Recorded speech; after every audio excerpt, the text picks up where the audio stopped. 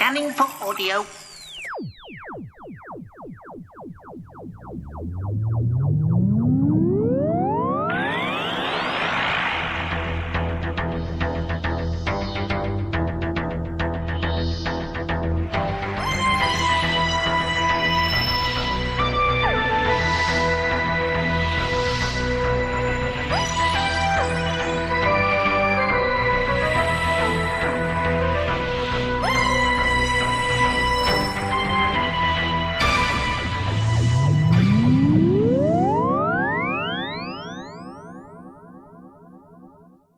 Welcome once again to a Tin Dog podcast. Yes, I know I'm behind, but I'll catch up. Bear with me.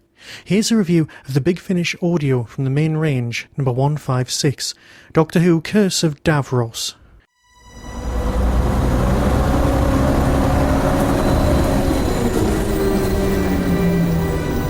So, if you don't want to do this, what do you want to do? I don't know. I just wish something interesting would happen to me for once. Oh my god! What the hell was that? A flying saucer flies overhead and you ask what that was? I think he was in trouble. It looked like it was on fire. And the rest? Blimey. They didn't hang about, did they? It's not just the old bill, look. There's a whole load of army trucks. Look seriously heavy duty. Yeah. There's no way we're going to get to it now. Oh well, that's that then. We had a bit of a laugh. Jared! What is it? Something else has come down. What is it? Some sort of coffin? It's not a coffin, you muppet. It's an escape catch-all. What? You mean it came out of that flying saucer? Well, duh. And it hasn't got any lights on it, so nobody would have seen it on the way down. Are you sure about this? What, are you scared? No, I'm just thinking there might be an alien in there. Well, then you'd better make sure you're ready to take a photo of it, hadn't you? Whoa! Flip!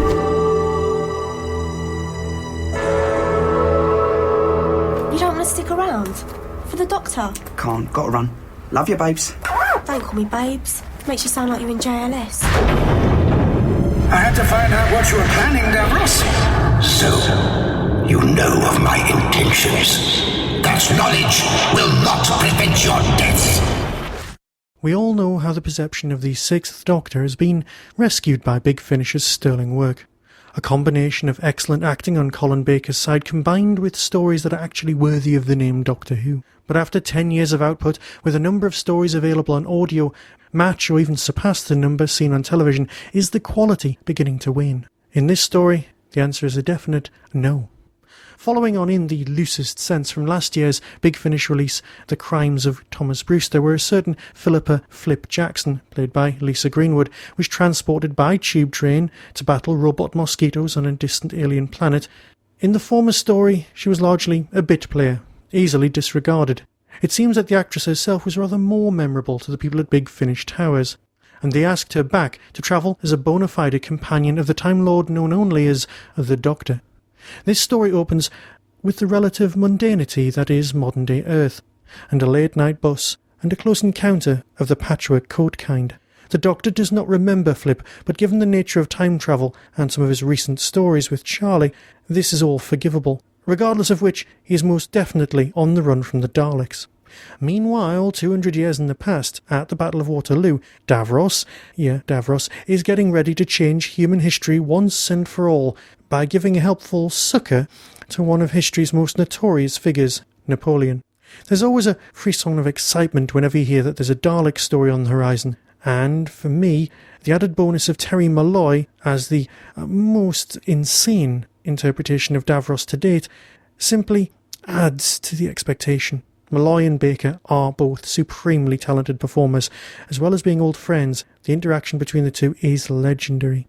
Beyond the main story, there is another reasonably obvious tale being played out, which I won't spoil you as it's not my place to distract you from such a great audio. The real heart of this release is the exquisite performances. Flip makes an excellent companion in the classical mode, while her boyfriend comes across almost as, well, a male version of Tegan, enjoying the sheer history of events before him while acting in a realistic way when confronted by the horrors of war and the actions of the Daleks.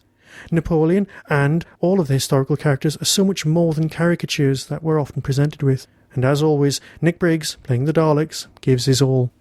Extras on the disc, well, as is the norm with these stories, they come with short interviews with the cast, all saying how wonderful each other are. However, the real gems are the extras at the end of the first disc, with atmospheric standalone music tracks. These are superb.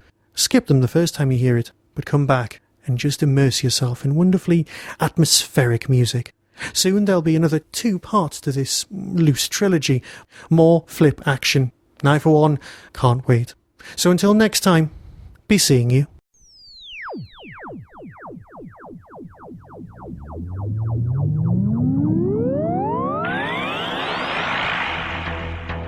You have been listening to the Tin Dog Podcast. Doctor Who and its associated shows are all trademark of the BBC. No infringement is intended. Contact us at tin-dog@hotmail.co.uk.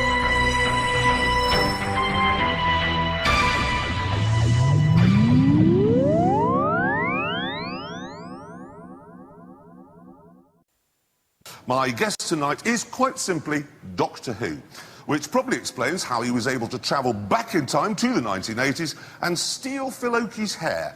Ladies and gentlemen, Matt Smith! How are you? Hi, big man. Good to see you. Thank you for having me on. It's a pleasure. Yes. Doctor Who is among us. He is...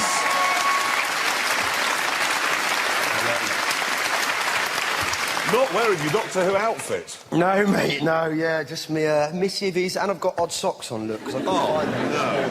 You're actually dressed more like... well, because I've discovered you are actually a football enthusiast. Oh, yeah, big, and you're, yeah, a massive football enthusiast. A massive football enthusiast. Did you ever play properly? I played for, I mean, I sort of went through the youth academies, and I played for Forest, I played for Leicester, and I got to about, hey! And, There's actually a Leicester City supporter here. He's here, I should say it that way around. So you played, and then what happened that it caused you... I had a back injury called spondylitis, so it's some sort of strange name. Was it caused by your hair being all on one side? Yeah, I mean, I was injured for a year, and God bless my dad, he'd drive me up from school every day when I was playing at Leicester, and I'd get the treatment up there, but I just never recovered, and so, you know, oh, so that they let me go. Do you reckon you could have been a footballist, then, if your back hadn't have... I hope so. I was captain at the time at Leicester, what was it, under-15s, and, you know, I had a great season. I mean, who knows? The one player that I played with, and at Forest, we were 2 years unbeaten, and the only player that went on to play in the Premiership was Jermaine Genius. That was it. Let's move off football. Okay. And on to Doctor Who, which is, I'm sure, where everybody wants to go. The longest-running sci-fi series in the world, isn't it? That's correct. Is it 50 years now, or next... 50 years on, I think it's November 23rd or 24th, 2013. 50 years. And you're the youngest Doctor ever, aren't you? I am the youngest carnation. I'm in the Guinness Book of Records, which as a child I was like, yes! The youngest Doctor Who? Yeah. It's better than seeing how many beans you can put up your nose. Because one of the things that fascinates me is now children... I mean, when I was growing up and Doctor Who had the Daleks on, I would say, oh, it's a thing with a sink plunger! And I was terrified. But now, I mean, even my youngest plays, you know, Call of Duty and plays the Nazi zombies with dogs that explode. Yeah. And so is it quite difficult to try and think of something that will scare a child who has just finished shooting an alien in the face on a PlayStation? Well, no, because... well, yes, perhaps, but Doctor Who isn't scary in the way that there is blood and guts and people getting blown up. And actually, how scary is that? I think scary is in tension and in... which is why I think the angels are very scary, because when you know, if you're not looking at them, they go... Yeah, that is quite scary. What's that grinning doll one called? Which ones? It looks a bit like Richard Hammond. There were some dolls in this one, and they walk. They're the peg dolls, or there's the scarecrows, which was a 10th episode. No, and then but Cybermen aren't scary. Yes, but... They are not scary. Somebody said they are. They aren't. Because they only... It's like, they're here, right, and you're there, and then they come at you like this. And they're slow, I know. You could just walk away. Oh, there's a Cyberman there, I'm just going to stroll over here. Never apply logic to Who, because... This is, I suppose... Yeah. So, presumably there's a lot goes with being Doctor Who that's not just playing Doctor Who. I mean, everywhere you go, you've got to have children saying, ooh, who's the scariest monster? Yes. I don't know if I should even say this, but I got home last night, got to my door, and there was a little girl of about 12 or 13 reading a book, sort of in a bush, who said, "Don't worry, I'm not a homeless person." And then she said, "Could you just say, 'Hey, I'm the doctor'?" So I sort of went, "Hey, I'm the doctor." And went, "Go home." Yeah, that is quite scary. Yeah. Yeah, you could get in trouble for that. But anyway, we had Michael Fassbender on last week. I know, he did well, didn't he? He did well, and he's not the only one that's appeared naked in a film recently. You have, too, in The Womb. You had your Time Lord. Oh, God, yeah. It was with Eva Green. It was, played a Bond girl, a very beautiful woman. She was Casino Royale. The first scene of the first day is we're on the sort of most northerly point of Germany, and it's Baltic cold. It's March, and I've got to get in the sea. Anyway, so I get there, I go in the sea, freeze my off, come out, and then do this scene with Eva Green. And, what can you do but apologise and go, "It's normally much more majestic." It was awful. This beautiful French woman, you're like... And I saw, like, in the film, you sort of see her eyes, I come, and she goes... You what? I come out of the water. I see, I go with you. And then she's like... Yeah, it was crap, basically. Now, cars. Obviously, because you're such a young Doctor Who, I can't imagine your car history is particularly brilliant. Well, no, the first car I had was... I passed at 18, and then I got a Corsa, which I bought brand new. But and I got to say to it, it was a brilliant little motor. It's still going. It's still going, and it was an extra. So that's what 10-year-old. 10-year-old. My sister's driving it about, and I broke the wind mirror, so I just taped it up with gaffer tape, and had that for like 4 years. And my friends would call it the shed. Was it much bigger on the inside than it is on the outside? Sadly not. More particular, of course. No. What do you dream of owning? Do you know what I'd like most of all? I'd like an old 911.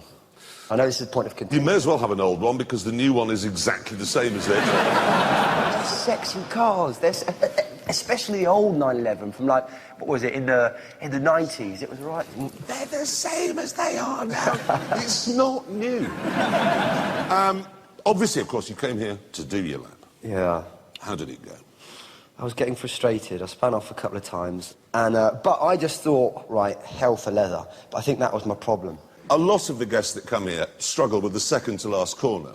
Yeah. And we've got some footage of you attempting to get round there. Would anybody like to see that? Yeah! Let's have a look at Matt coming up to the second-to-last corner and run a bit wide there. Now, that was attempt number 1 there. And then that's Gambon with a new line. And there we are, not crossing the line. Here we are again. See, that's quite angry, but oh dear, now, fish taking. I really admire. I do admire a man who goes, "No, I can do it." Who here would like to see Matt's lap? Yeah. Play the tape. Oh, no. Now, let's see if we can see any evidence of this aggressive driving. Right, concentrate. Calm. We're singing in the rain. That's not a bad idea, actually. In the rain. I was getting too annoyed, you see. A couple of bites of turning in there. Wide. That's a tortured tyre, but it is clinging on well. I'm just sort of breaking around it, aren't I? And down to second gear. Running a bit wide. Those tyres, they're working for a living today. This is the hammerhead coming up. It's like an angry shark. Oh, yeah. It's actually quite nicely done in. Lot of understeer at the first part, and OK on the way out. And we're going to hit Gambon like a train. Come on. Like to see a man planning ahead, because we're only at the follow-through, still got that to do, and the tyres. Long way. Good cutting. Yeah. Ooh, you're in second. very soon. You can leave it in third, actually, for Gambon. And lots of understeer again, but across the line.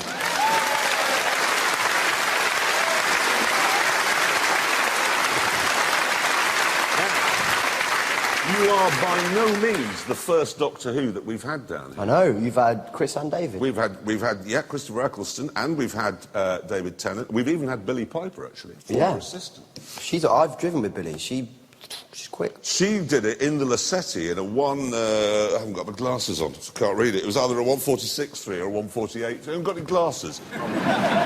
She did it in 148.3. Actually, she was the quickest. 148.3, what were the others? Eccleston was 152.4 in the Liana, and Dave was 148.8. 148.8. So where do you think you've come?